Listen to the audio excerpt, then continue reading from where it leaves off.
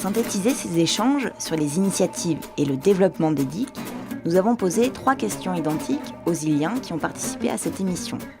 Voici leurs réponses. Alors donc la première question, c'est quelle activité pourrait être développée ou créée sur EDIC aujourd'hui ? Du télétravail avec une bonne connexion. Moi, j'ai pas une sensation de manque.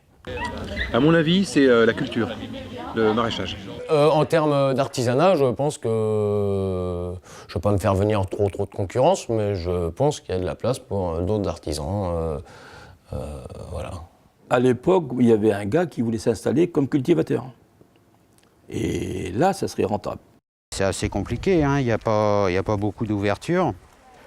À l'heure actuelle, entre autres, là, on nous parle d'un parc éolien, pardon. Quelle est la principale difficulté, contrainte, problème des DIC aujourd'hui ? La contrainte, elle est liée surtout à notre patrimoine foncier, c'est-à-dire qu'on n'a pas de logement. C'est la démographie, quoi, le fait que ça se casse un peu la figure. Bah, je sais pas, les gens ont sans doute une crainte de l'insularité, de ces contraintes. L'école, le maintien de l'école.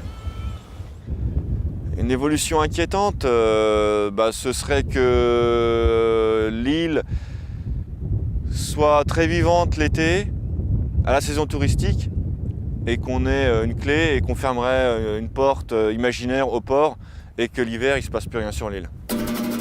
Comment peut-on imaginer l'île dans 10 ans ? Eh ben, du mieux qu'on peut, le souhaiter. Comme aujourd'hui. Dans 10 ans, je pense pas qu'elle soit radicalement différente.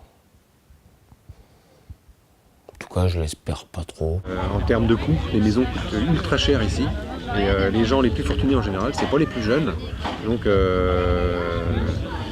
ça risque d'être pas très joyeux, je trouve. C'est pas que j'aime pas les vieux, mais... Si on nous donne des moyens sérieux de stabiliser des gens, eh ben, dans 10 ans, l'île, elle vivra toujours.